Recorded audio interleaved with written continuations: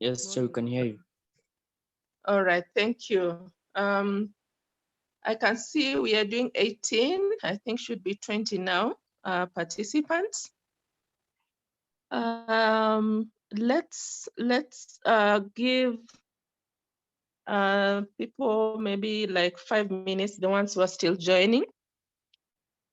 But in the meanwhile, we can be looking at a bit of grammar. Our agenda today is maybe to look at a bit of grammar as we wait for the people joining. Then, remember last week, there are a few questions I gave you to look at, oral skills, after we looked at the oral poem. So our agenda would be today to look at those questions.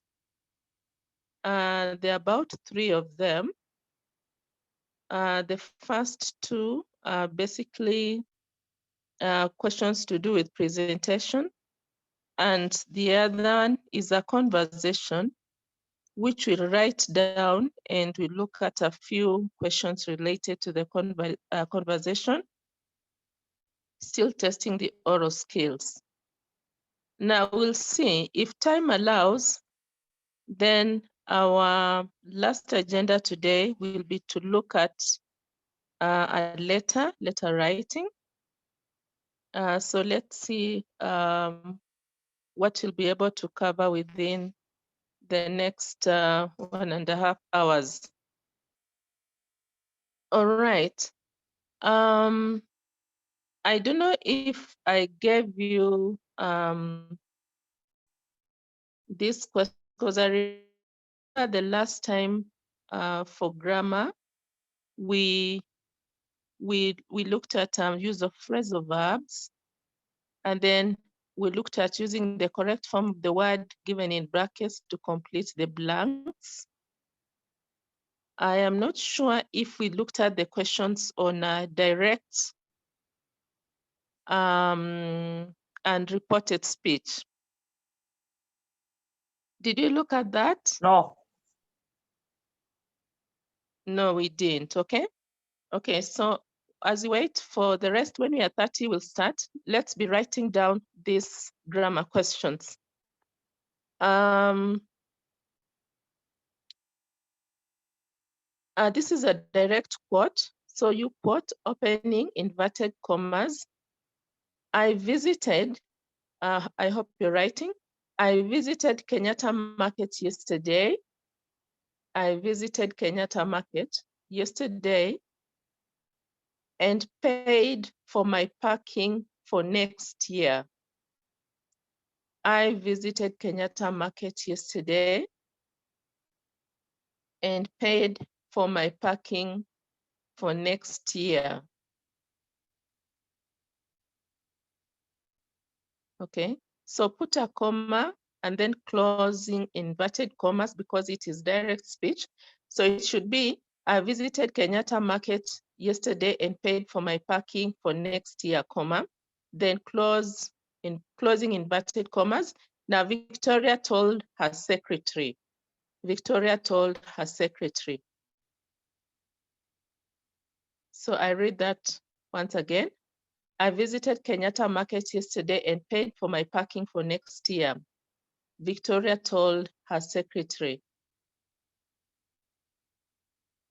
Now, so that is direct speech. Now the instruction says, rewrite in reported speech. Rewrite in reported speech.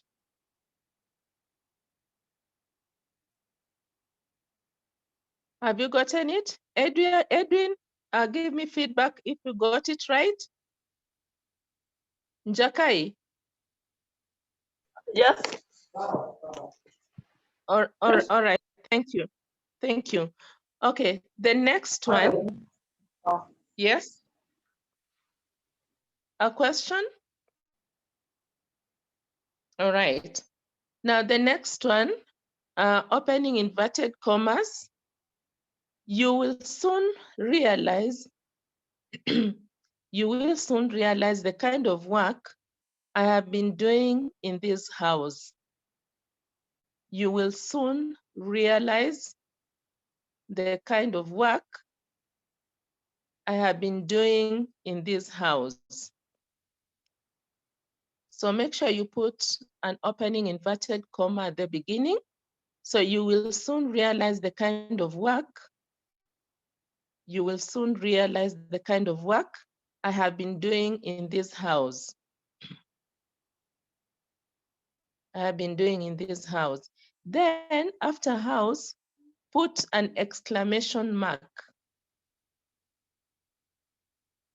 Put an exclamation mark and then closing inverted commas. You will soon realize the kind of work I've been doing in this house. Exclamation mark, then closing inverted commas. The house help told the woman. The house help told the woman. Please repeat. Okay, I repeat. Opening inverted commas. So put opening inverted commas. So the statement is, you will soon realize the kind of work I have been doing in this house. You will soon realize the kind of work I have been doing in this house. Exclamation mark, then closing inverted commas. You will soon realize the kind of work I have been doing in this house. Exclamation mark, then closing inverted commas. The house help told the woman. The house help told the woman.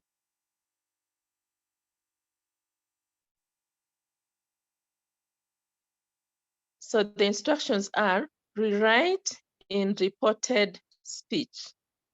Rewrite in reported speech. Rewrite in reported speech.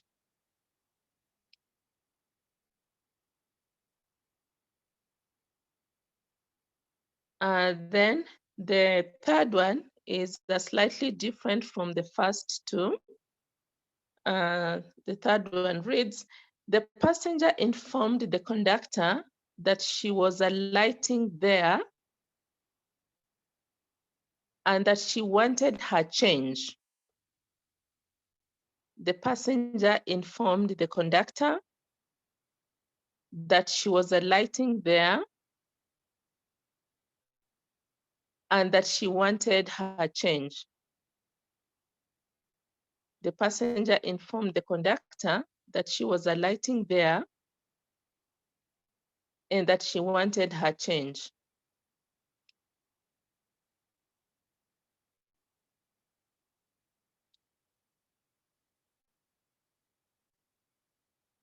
Have you written that? Yes. Yes. Yes, yes. Okay. Okay, thank you. Now the instructions are change to direct speech. Change to direct speech.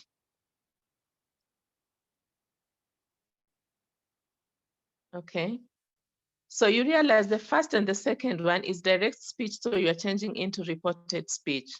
Now the last one, the passenger informed the conductor that she was alighting there and that she wanted her change. This one you're changing to direct speech.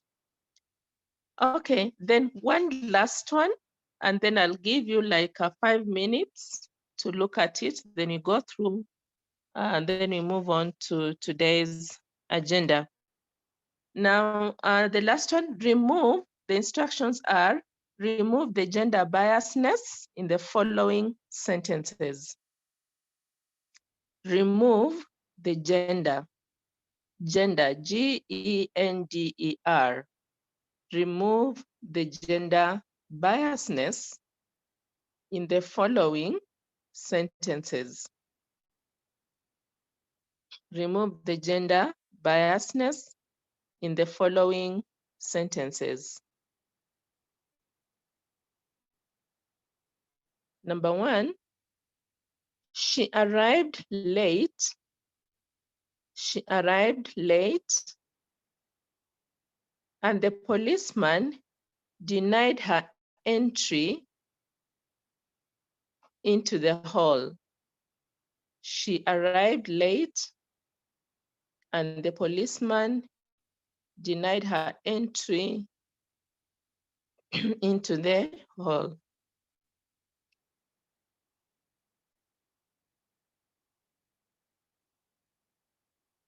She arrived late, and the policeman denied her entry into the hall. Number two,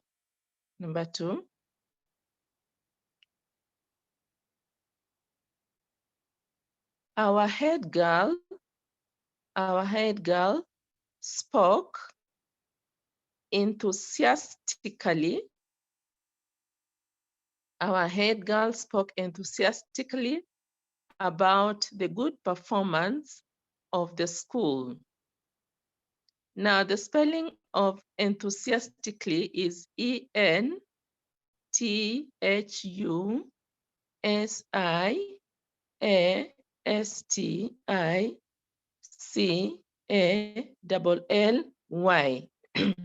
Now, that word usually we pronounce it as enthusiastically, but it's supposed, the correct phonetic pronunciation is supposed to be enthusiastically.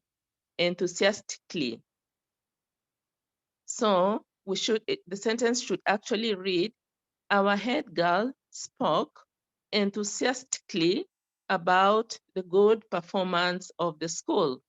Our head girl spoke enthusiastically about the good performance of the school.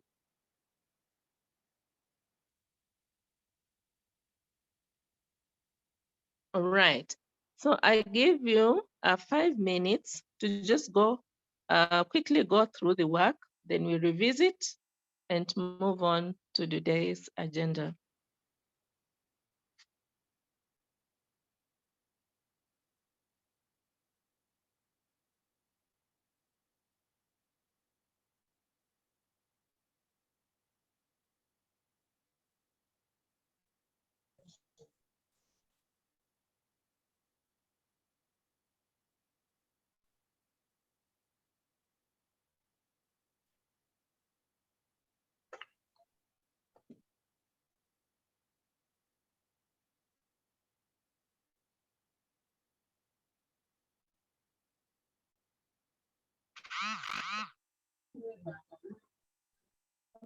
Brian Manzia, you say you just had one question. I mean, I've given out about 5. Which question did you hear? The last one. The last one. So it means you had not joined in when we are looking at when I was giving the first, second, and third. Yes. So can you read for me the last question you had? Our head girl spoke enthusiastically about the good performance of the school. Have you written the one of the changing into reported speech? No. Okay, now quickly I will read because the rest I've already written. The first one was, I visited Kenyatta Market. Please write very fast. I visited Kenyatta Market yesterday and paid for my parking for next year. So that is a quote. So you start with the opening inverted commas. I visited Kenyatta Market yesterday and paid for my parking for next year. Then you put a comma, then closing inverted commas. I visited Kenyatta Market yesterday and paid for my parking for next year, comma, then closing inverted commas. Victoria told her secretary. Victoria told her secretary.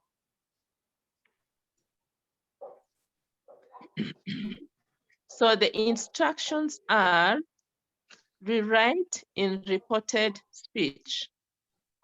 Rewrite in reported speech.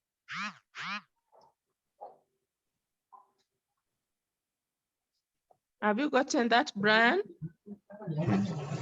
Yes. Okay. And then Brian, please check the background noise. There's some noise in the background. Yes. Okay, then number 2, you will soon realize the kind of work I've been doing in this house. It is also a quote, so it is direct speech. So opening inverted commas, then write, you will soon realize the kind of work I have been doing in this house.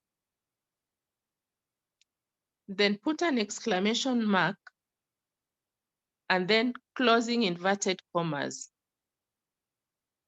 You will soon realize the kind of work I have been doing in this house.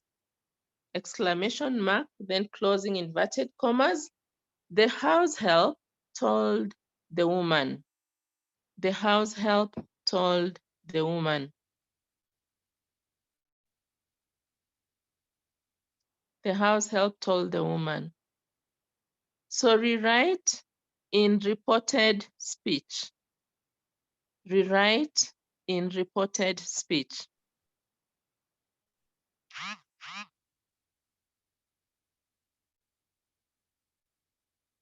Then the third one was, the passenger informed the conductor that she was alighting there.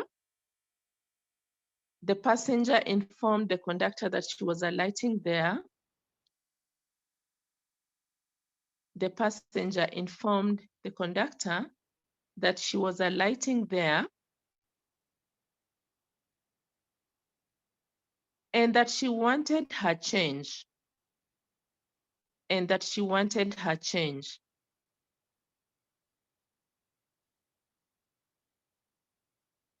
Change to direct speech.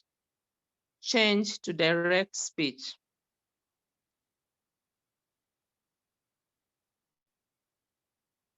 And then the last one was remove the gender bias in the following sentences. She arrived late and the policeman denied her entry into the hall. She arrived late and the policeman denied her entry into the hall. And then now the one you wrote, our head girl spoke enthusiastically about the good performance of the school.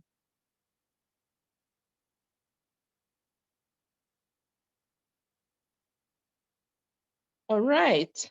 I hope we've looked at that work. Let's try and see if we can just go through the work so that we move to something else. Now, the first, now the first three sentences are to just invite us into looking at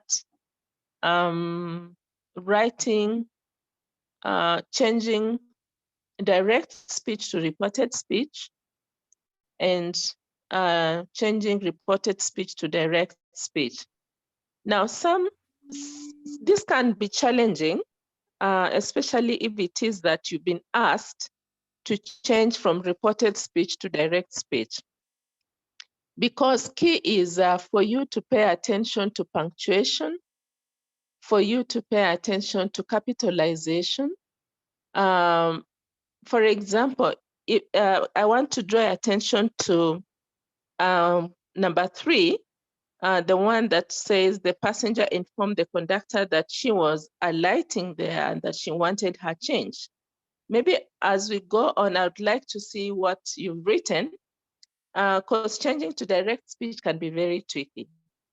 And that is why it is important that as you do this, you bear in mind, where do I put my comma? What do I say after my comma? Where do I put my opening inverted commas and closing inverted commas? There are times when you could start by saying, she said, and then you write your direct speech. Or you start by writing the direct speech and finish by saying, she said. Sometimes it is not just saying. The saying could be accompanied by something else. Maybe she said it while jumping up. or maybe she said it while confronting the conductor, or maybe she said it angrily. So usually the instructions would guide you how you're supposed to write the direct speech. So anyway, as we venture into this in class, we'll be paying attention to some of the things that we're introducing now. All right, so could you have someone take us through number one? I visited Kenyatta Market yesterday and paid for my parking for next year, Victoria told her secretary. Okay, could you have someone writing in reported speech? Charles, this should be Charles Mburu. I'm not sure. Okay, someone's hand is up, but I can't see it's written number 2. That is all. Okay, Charles Mburu. Okay, whoever, Presley, yes, Presley Male. Number 1, the statement reads, I visited Kenyatta Market yesterday and paid for my parking for next year, Victoria told the secretary. Victoria told the secretary that she had visited Kenyatta Market the day before to pay for her next year's parking. Okay. Victoria, okay, Presley, just repeat. Victoria told the secretary or her secretary that? Victoria told her secretary that she had visited Kenyatta Market the day before to pay for her next year, to pay for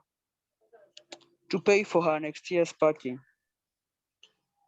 Thank you.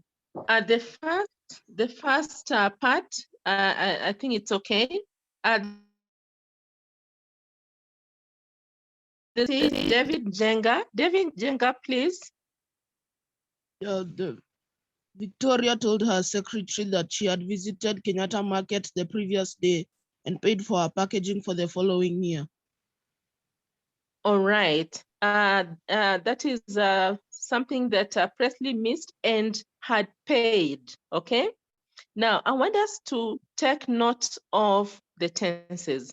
So Victoria told the secretary that she had visited Kenyatta Market the day before, okay? Remember yesterday changes into the day before or what David has given us. So we'll have the day before what Presley gave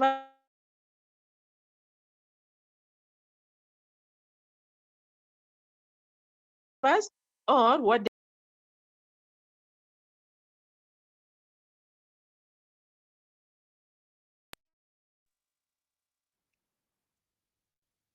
okay, and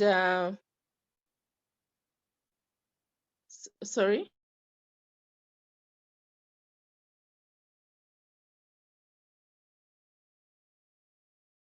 Sorry, I think there's some interruption there. I visited Kenyatta Market today and paid for my parking for next year. So yesterday changes into the day before or the previous day and had paid. Remember, if we're changing into the previous day, then we'll have to say had paid for her parking for the following year, all right? Okay. Okay, then, hello, can you hear me? Yes, I can hear you. Yes. Yes. Okay, then number two,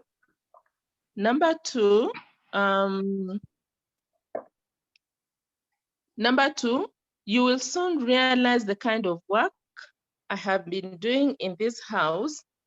The house help told the woman. You will soon realize the kind of work I've been doing in this house. The house help told the woman. Okay, so can someone give us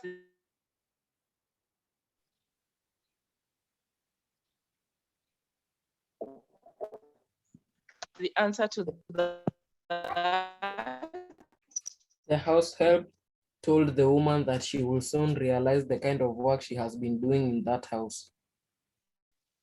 Okay. The house help told the woman that she will soon realize the kind of work she had been doing in that house. All right. Thank you. Number 3, I am alighting here and I want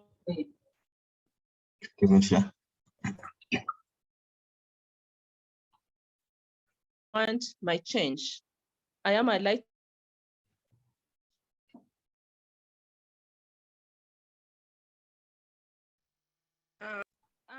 Excuse me, just a minute, a bit of interruption here.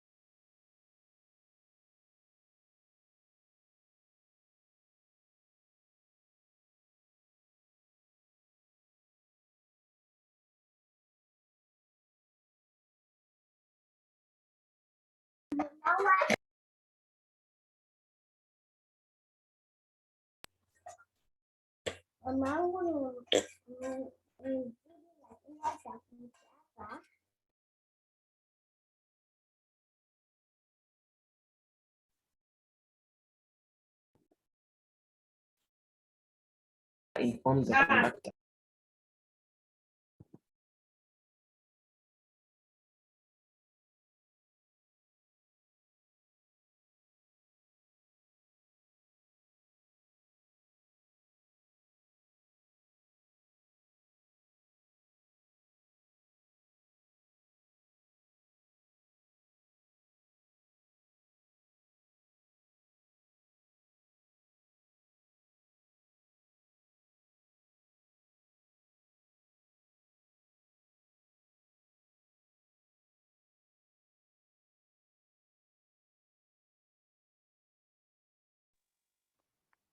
Sorry for the interruption.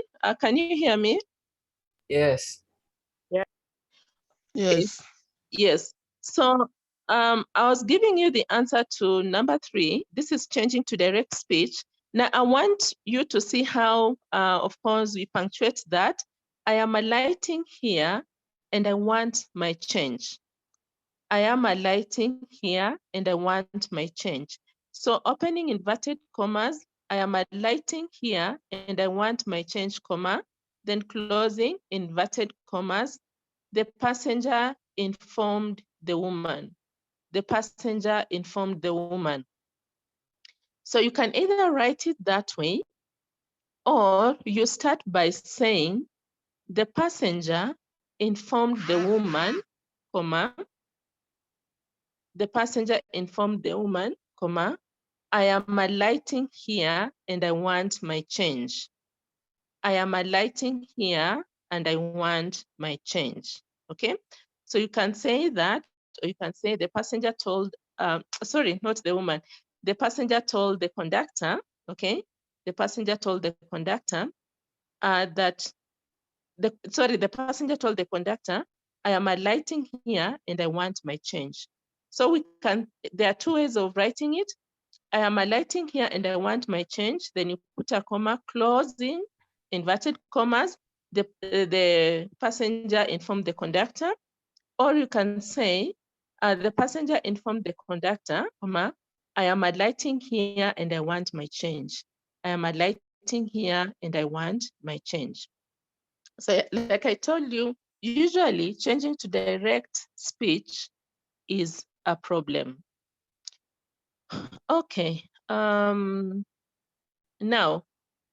the last one, sorry, the last one, the one of removing gender bias. She arrived late and the policeman denied her entry into the hall. So the gender bias, there's policeman. We could say she arrived late and the police officer denied her entry into the hall, because this removes the biasness of male, okay, masculine or feminine. So if we send a police officer, then we wouldn't know whether it is male or female. Our head prefect spoke enthusiastically about good performance of the school. So if we use head prefect, we don't know whether it is a girl or it is a boy. So we have removed the gender bias there. All right, so let's now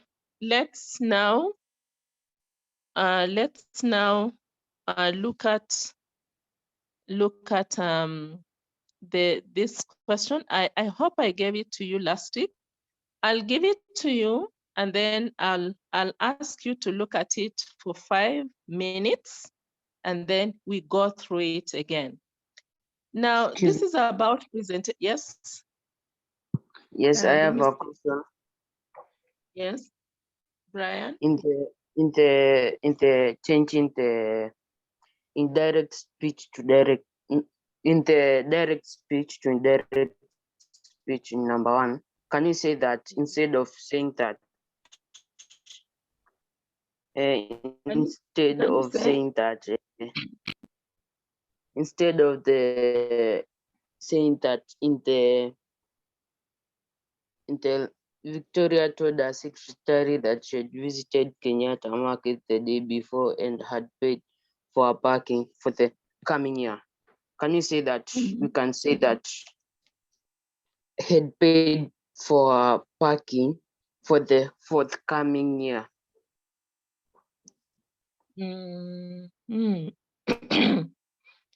Why not use following year?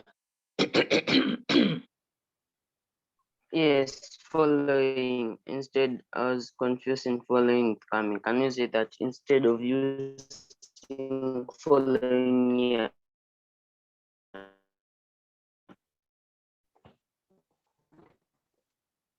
In most cases, what does forthcoming mean? Forthcoming.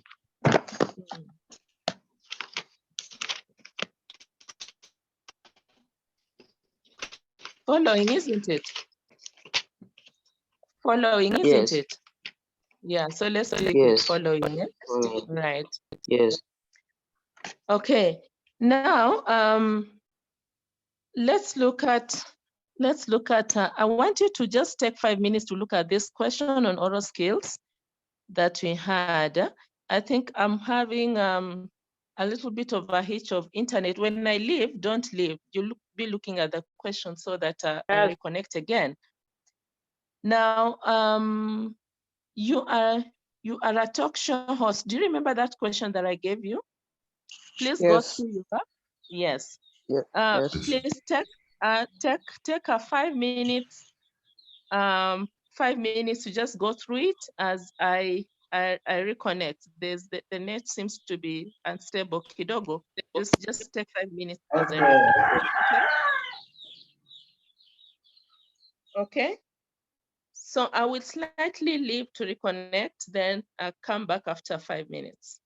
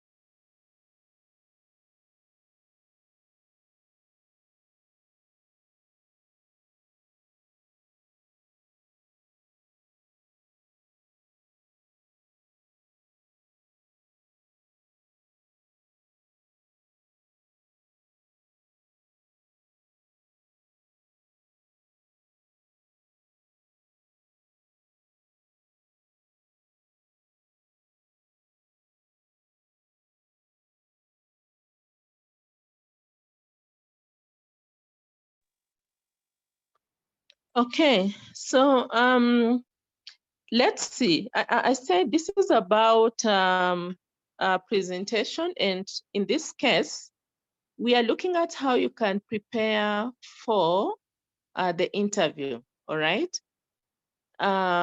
You can imagine you are a talk show host at a local radio station. I don't know what radio station could be local to you. Then you have invited the area member of the National Assembly for an interview at the station. So what preparation would you make as to ensure a successful interview? You know, this was a Form 4 question, and there are quite a number of interesting answers there. Let's see. Hello, can you hear me? Yes. Yes. Yes. Yes. Okay. Put yourself in the shoe of the talk show host. And you know, you've invited this important person to your show. So what preparation would you make so as to make the show successful? What kind of answers did you have?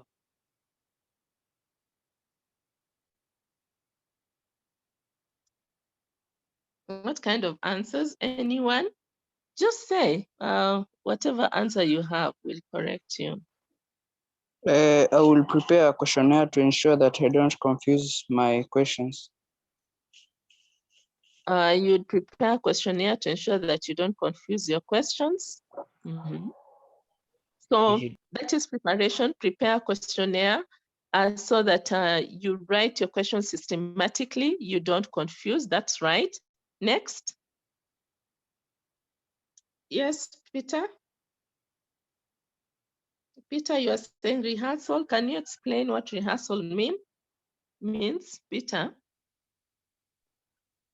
You can practice on the speech. Mm-hmm. You can practice on the speech. That is in terms of how you will present your speech, or you'll present your questions. Remember, you're not making a speech. You are interviewing. Okay. So when you say I'll prepare, what exactly will you prepare on? Because you see, was it Presley or who said? Okay, our last speaker was it who said I will prepare the questions, the questionnaire. You know, he's being specific. Okay. So what do you mean, Peter, when you say I will practice on how to present the speech? You're not giving a speech, you're just interviewing. Peter? Okay, someone else to help Peter.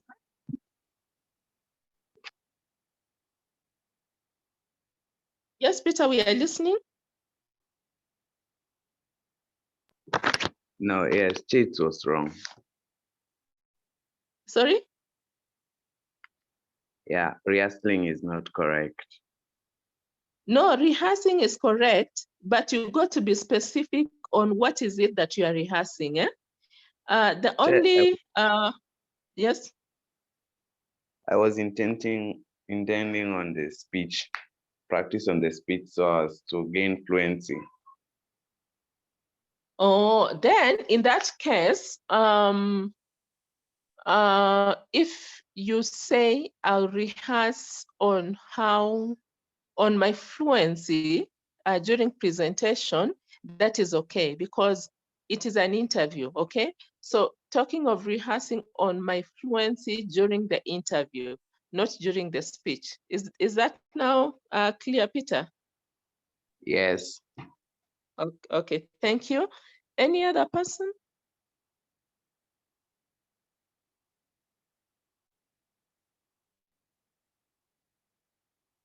Any other person? Okay. In the interest of time, you can also add this additional points that I had. You can talk of grooming appropriately for the session.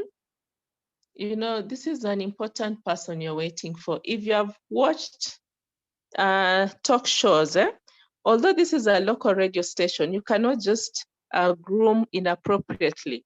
You are meeting a member of the National Assembly, so you have to be presentable. Even if it was on a television show, I have never seen any presenter on the TV who does not groom appropriately. Usually they are very decent, okay? So grooming appropriately for the session actually gives you confidence. And generally, not only even when you have a talk show session, even in ordinary life, when you groom appropriately or when you're smart, usually that gives you confidence. So you'd groom appropriately for the session. This will enhance your confidence. Have you written that?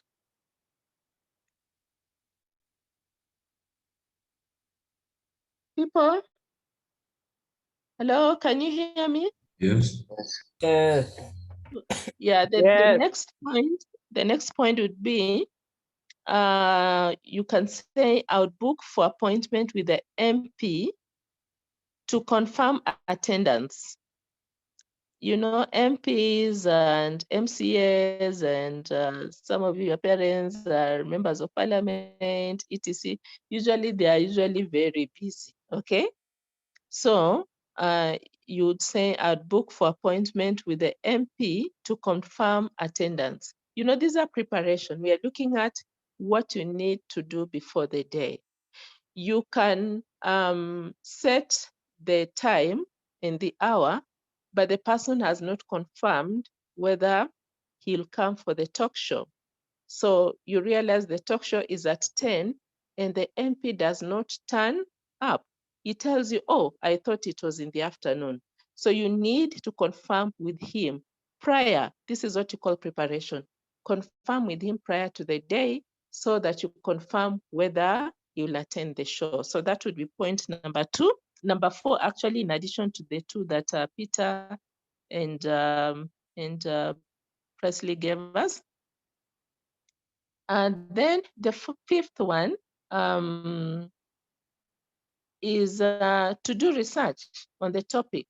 You know, you need to do research on the topic or the questions that you'd ask the MP so that you have content. You do not want to invite, the member of assembly on the talk show, and there you are, you don't have questions to ask him, or the questions which you're asking are very irrelevant. So you do research on the topic or questions that you're going to ask the member of National Assembly. All right. Now, do you think it is important for you to set the date, venue, and time for the interview? Do you think it is important? Eh? No. Aaron? Yes. Yes. I don't think so because I think the MP or the MC is the one who's supposed to arrange. Or the one who's going to meet him. Aaron says he doesn't think so because it is the MP who is supposed to set the time and venue. Anybody who thinks of a contrary opinion? No, it's not the MC, the MP who is setting the venue. It is you because you're the one who to prepare to invite him in the radio station. Yeah, true. You know, it is you who is preparing, who is inviting him to come to your radio station, okay? So in that case, it is you to set the date, it is you to set the venue, and it is you to set the what? The time of the interview. This is to make your interview smooth, because if you don't set, how will the MP know what time he's supposed to be on the talk show? So you tell him that, you know, we're expecting you on this particular date, and the venue would be this, and this is the time at 10 p.m. on Friday in the studio, you know, in the radio studio, something. So then the MP now will confirm and tell you you know, on Friday at 10, I'll be available. Or on Friday at 10, I'll not be available. Can we reschedule? So actually, it is you to set the date. Usually, that is the preparation you make. So set the date, venue, and time for the interview for smooth running of the interview, okay?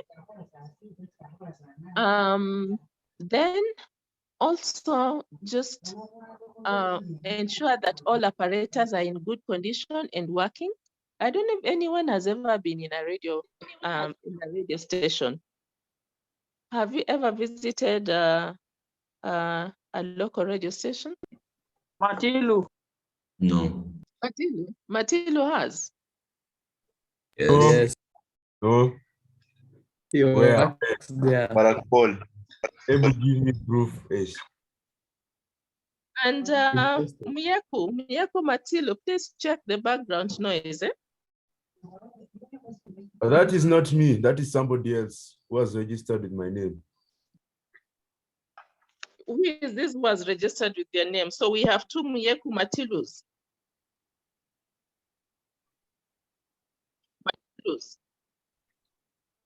Hmm? Okay. Yes. We have two of them.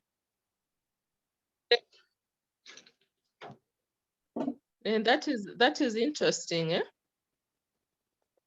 That is interesting then. Anyway, so ensure all apparatus are in good condition and working, okay?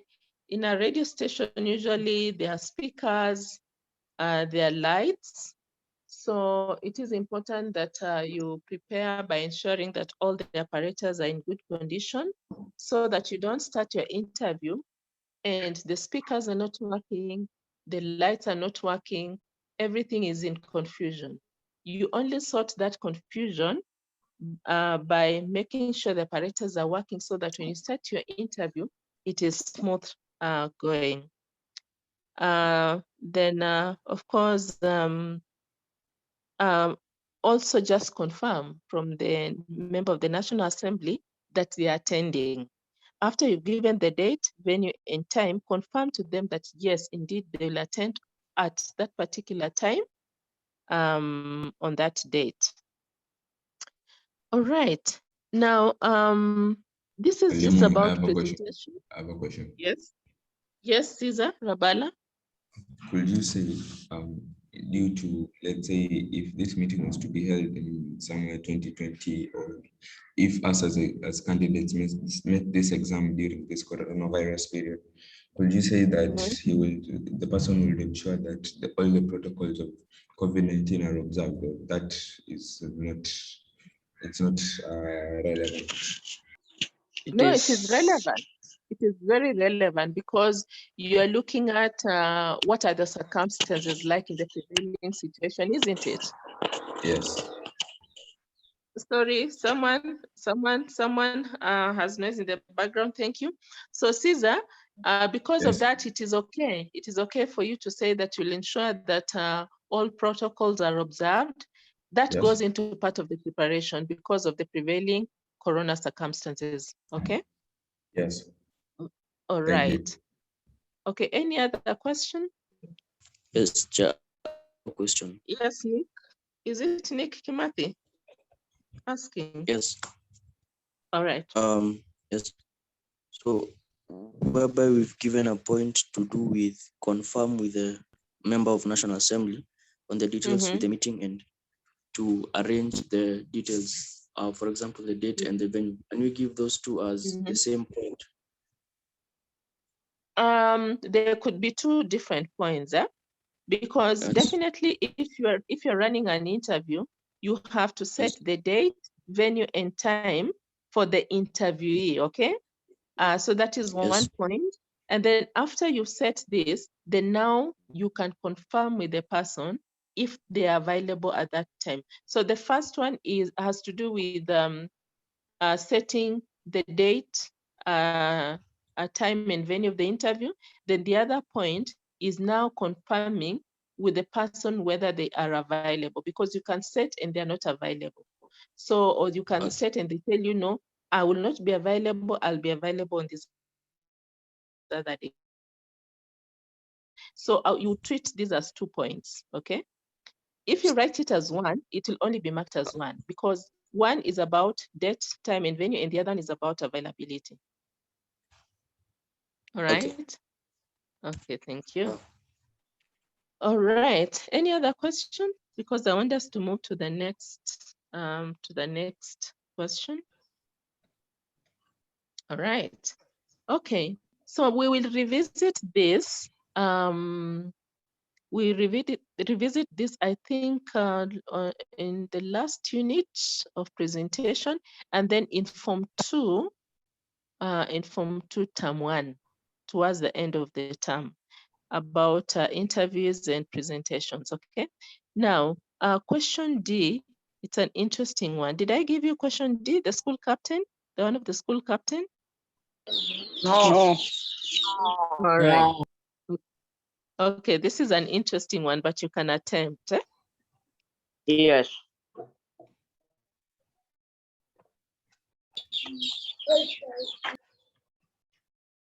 Is there any of you who is a peer counselor in? David Nyaga. Yes. Mwale. Mwale. Okay. All right. Now just try to look at this one. Again, I'll give you like 5 minutes to try and see if you can. It's a tough one, but you can try. Everything is trying. Now, the school captain has disagreed with the deputy captain. Who is your school captain? Do you know the name of your school captain? Yes. Godwin Solo. Luben. Okay. Jamie. And do you know the name of the deputy captain? What is the deputy captain? Captain's name? Rabal. Master.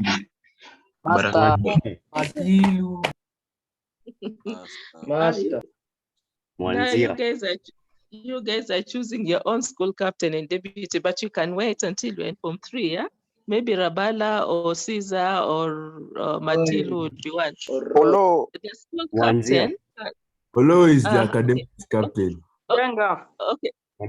All right. Quiet, please. Now, I'll write down this question. The school captain has disagreed with the deputy captain. The school captain has disagreed with the deputy captain. Have you written that? Yes. As a peer counselor in your school,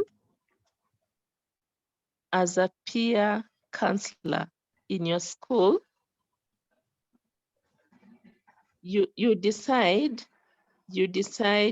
to arbitrate. As a peer counselor in your school, you decide to arbitrate. The spelling of arbitrate is ARBITRATE.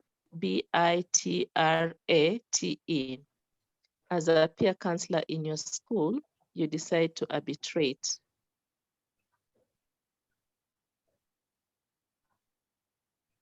Okay. Identify 6 negotiation skills you would use. Identify 6 negotiation skills you would use. Identify 6 negotiation skills you would use to ensure that. I don't know why some people are leaving. I can see Dalmas has left. Please stay on. Identify 6 negotiation skills you would use to ensure that. Identify 6 negotiation, negotiation, negotiation. Yeah, you know how to negotiate. Identify 6 negotiation skills you would use to ensure that the two come to an agreement. To ensure that the two come to an agreement.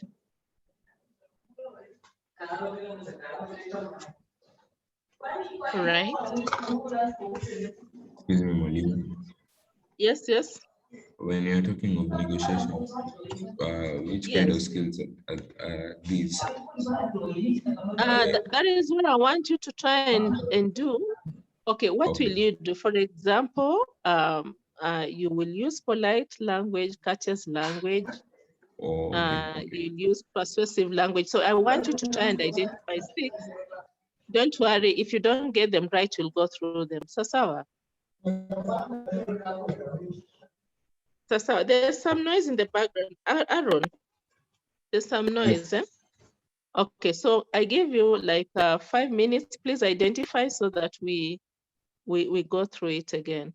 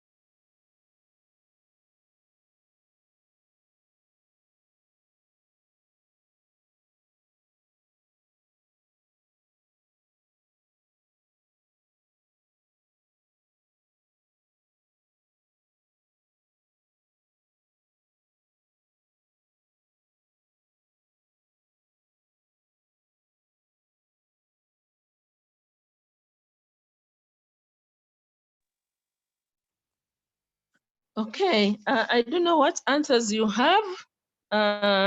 Let's see. What do you have? Griffin, Gatenge. Hello, can you hear me? Anyone?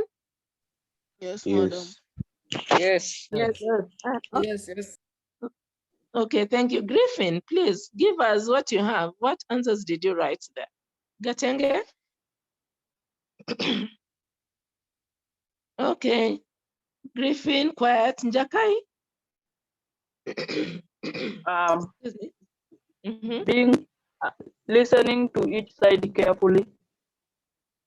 Yeah, that's right. Listening to each side carefully. You don't want to be biased, okay? So you cannot arbitrate if you are a poor listener. So you have to listen to each side or each party carefully. All right, that's right. Thank you. David? Njenga? I would try to make them see each other's point of view. Mm-hmm. Yes. I will ask good questions in order to exhaust both the two parties' problems. What are these good questions, Caesar? Maybe on the cause of this feud, the reason, the cause of the feud, and why.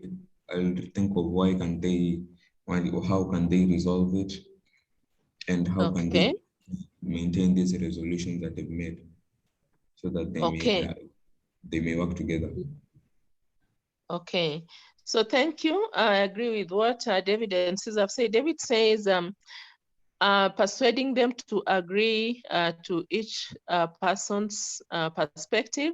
They might not agree, but respect means agreeing to disagree. The other person might not be right, but I just accept their opinion, although I don't agree with him. That is what respect means, and that is what agreeing to disagree means. In any conflict, it's important to agree to disagree.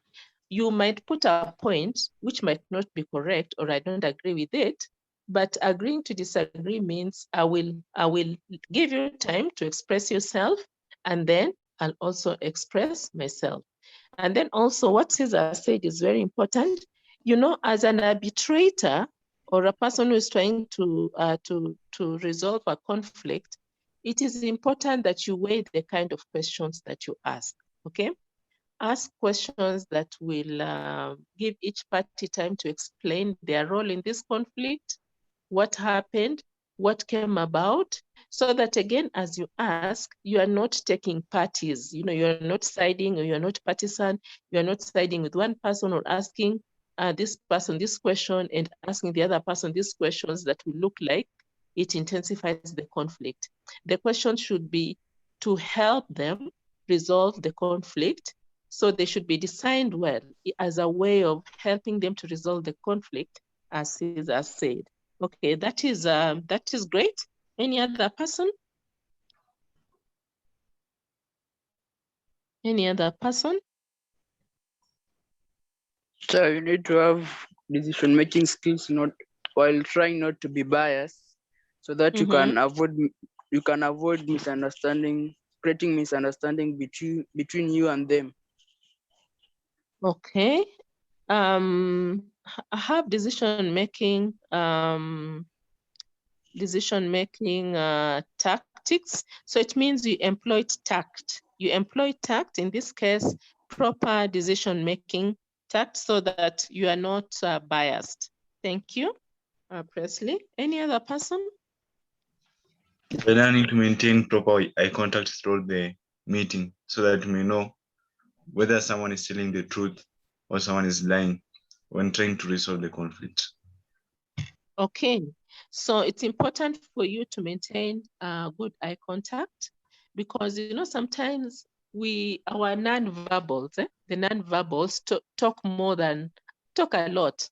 They tell a lot about how we are feeling, and it's true. Sometimes the non-verbals betray us. So it's important for you as the arbitrator to maintain good eye contact, even as you try to negotiate, so that you know whether the person maybe is uncomfortable with what they're saying or they're lying, or maybe you can also see if the other person is offended by what this person has said. Like if they frown their face, then you'll know that they're offended, or if they react in a certain way, then you'll know. So the eye contact will actually help you to be very observant of the nonverbals, which will tell you a lot.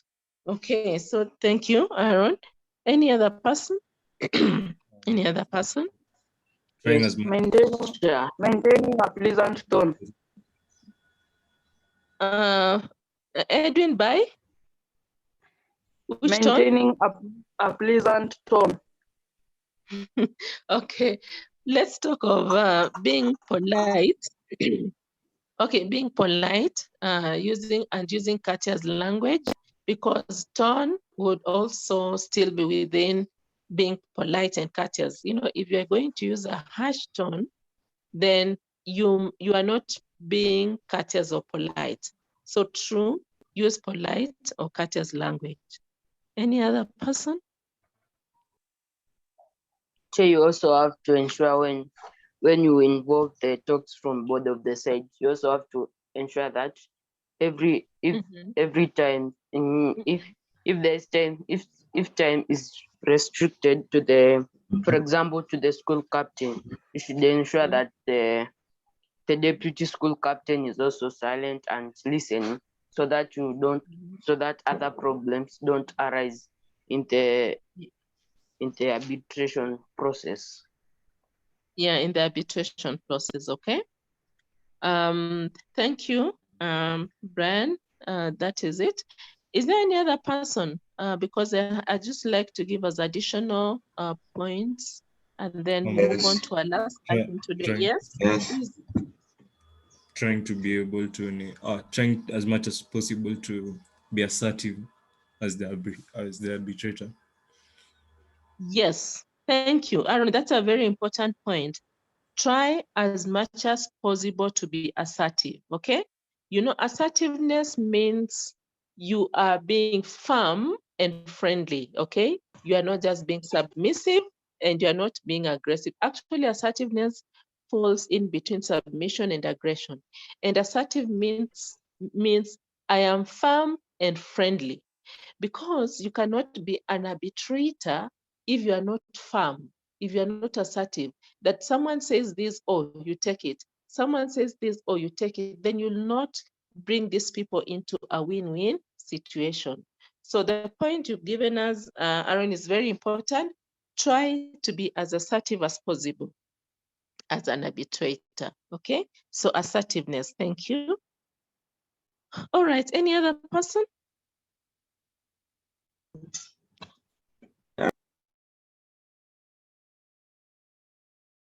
Also, as you try to arbitrate, it is important that you build trust and confidentiality, okay? You are telling these people, you know, you guys are leaders, and whatever we are going to share, we are not going to tell other people out there, okay?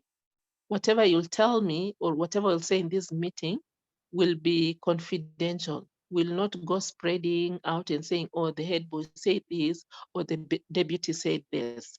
And then you also assure them that your main reason is to help them resolve their conflict, okay? You know, when you do that, you're building confidence and they will easily, excuse me, easily open up to you and now talk about their conflict. So that is important for you to build trust or build confidentiality. Then always use important social skills. I just want you to note them down because we revisit this, especially next term. I know there is the second last unit on use of courtesy and polite language, but usually it's important. You imagine sometimes even in class, when you come to class the teachers will always greet you, good afternoon or good morning. I know some of you will respond, others will not. But this is one way of building rapport. You know what a rapport is? R-A-P-P-O-R-T. We pronounce it as rapport. What is rapport? Phil, Katharima, what is rapport? Sure. Yes. No, I was wanted to ask a question. Okay. Could you say that one of the other skills would be to avoid being provoked into an emotional response? Yeah, that actually falls under polite or courteous language, and you can talk of avoid provoking emotions, because you do not want this session to be emotional. Yes, I do agree. It could be a point, or you could put it under use of polite and courteous language. Yeah, okay, thank you. Okay. Excuse me. Yeah, so Only I think yes. rapport, the meaning could be having a harmonious relationship between two people that both of you understand each other, both of you know your limits in different sides of your personalities. Yes, beautiful. Trying to establish good relations between two people, two parties. That is rapport. So you see, Cesar, I was saying, like, sometimes when I come to class, I greet you, good morning, class, and then you say good morning. That is already a rapport, because it breaks the I. And you do realize that I care when I say good morning, you know, the greetings. And when you respond and maybe tell me, good morning, madam, I also feel good, because I realize then that you guys are okay. And it also makes me have a good relations with you, because you have responded to my greetings. So before in any arbitration, or if you're trying to resolve a conflict, you don't just go and say, okay, we are starting. No, you'll say good morning, you know, captain, good morning, deputy captain. You know, that already breaks the ice, sorry. And when there's tension, when you greet someone or when you establish a good rapport, already sort of the tensions tries to melt down. And when they are so emotional, somewhere they're like, oh, this person has greeted us. So try to maintain a good rapport. And then lastly, of course, be persuasive, use persuasive language, okay? Persuasive language, I hope you're writing down, use persuasive language. And then if you have to interrupt, use polite interruption, okay? Use polite interruption. Don't be so harsh. Politely interrupt. Don't say, stop there. Now I want to listen to this. I don't say no. Okay, you've expressed yourself. Can I also listen to him? All right. Or, excuse me, but sorry, let me just interrupt. I didn't get what you said. Or if you realize the emotions are high, you say, okay, I realize our emotions are high, and I'm sorry, we might not go on because we can't talk to each other when emotions are high. So let's calm down. Is that okay? Yes. Okay, then lastly, always go for a win-win situation.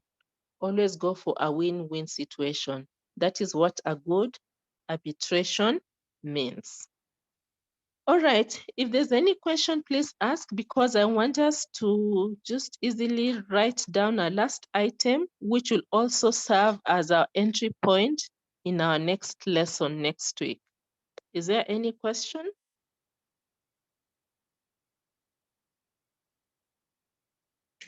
Any Sure. question? Yes.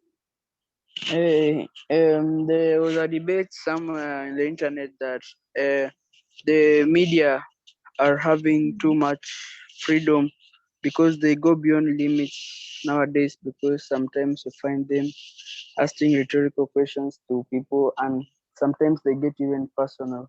Is it something which is maybe true, maybe false? Can you support it? That the media is going more personal? Yes, yani they have too much freedom because they were in our constitution. The media have the freedom to go anywhere and to do anything, which can be reported live or recorded somewhere. You know, the principles of ethics of the media or professionalism is that it needs to be objective, it needs to be fair in its reporting and free. Yes, we appreciate the freedom of the press, but when it is that sometimes it goes personal and exposes very personal details about people without seeking consent, then it is actually infringing on human rights, because one of the human rights is right to privacy, okay? So when the media sometimes goes like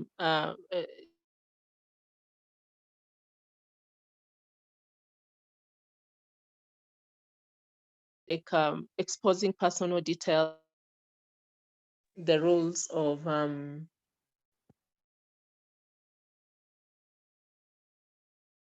media. So yes, I do agree that it's too much. It is infringing in people's privacy. But maybe this also has been contributed by the freedom which has come about by social media. Anything is being talked about on social media, things are being posted.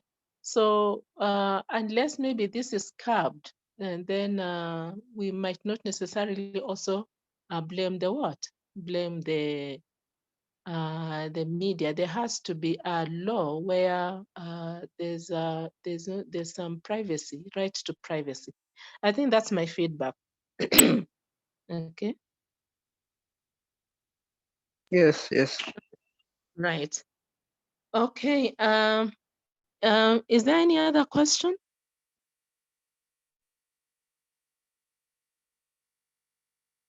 Okay. Now this is our assignment for next week. I only we only have 6 minutes. I hope we'll write it by then. You know, I don't have my scanner is not very clear. That's why it's not easy to post it. Can you write it down? Sorry, I think I've talked a lot today and my throat. Can we write this conversation down very fast?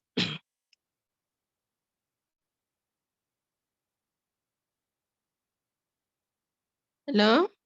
Can you hear me? Yes. Yes, yes, yes. Oh, so I'm asking, can we write this conversation very fast? Okay. Or Yes. can we? Okay. Now write this, read the conversation below and then answer the questions that follow. Read the conversation below and then answer the questions that follow. Okay. Eric and Vanessa. Derek and Vanessa. Okay. Now, I taught you how to write a dialogue in class. You remember? When we were looking at, you write the name of the person, then put as a colon, then you write what the person have said. You remember we did that? Yes. Yes. Yes. So this is Derek. This is what Derek says. So when I say Derek, you write this, then Vanessa, this. It is a conversation. Now, Derek, quickly, you've not done a great job this last 2 months, Vanessa. You have not done a great job this last 2 months, Vanessa.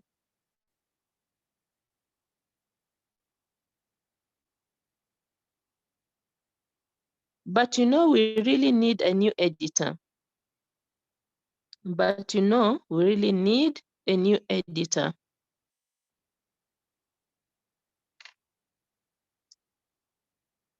Madam, could you please repeat? You have not done a great job this last 2 months, Vanessa. You have not done a great job this last 2 months, Vanessa.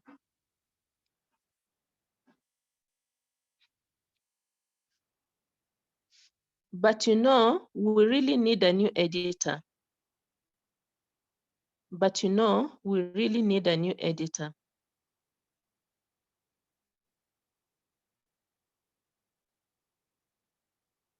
But you know, we really need a new editor.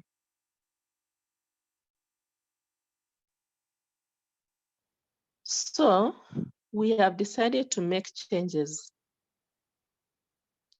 So we have decided to make changes.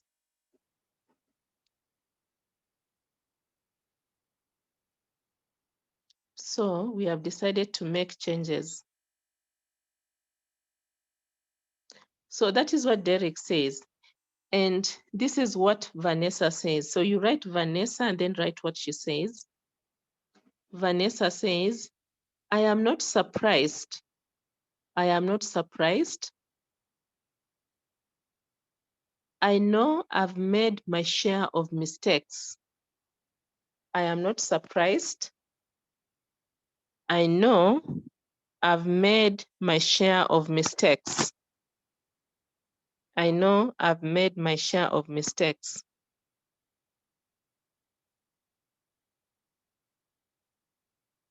Then Derek says, everyone makes mistakes when they're starting out. Everyone makes mistakes when they're starting out.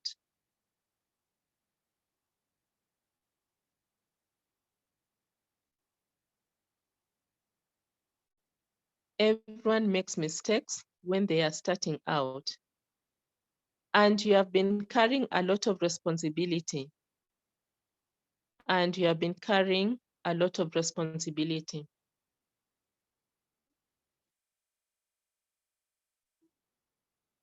That's why, and then when you write that's why, you put dots, okay? That's why, then put dots, which means that Vanessa interrupts him before he completes. So that's why, put dots. When you write that's why, have you written that's why? Yes. Please repeat from everyone. Pardon. Okay, then after writing that's why, put dots to show that he was still talking, but he was interrupted. So Derek says, I'm repeating that everyone makes mistakes when they're starting out. And you've been carrying a lot of responsibility. That's why, then put dots. So we'll start from there next week because our time is up. We'll start from Vanessa. We just have a little more on Vanessa and Derek. And then we look at that question. Next week, we'll venture more into poetry. Is that clear? Yes. Yes. Yes. Okay. Yeah. Thank you. Have a nice week. Take care. Keep Yes. safe. All right.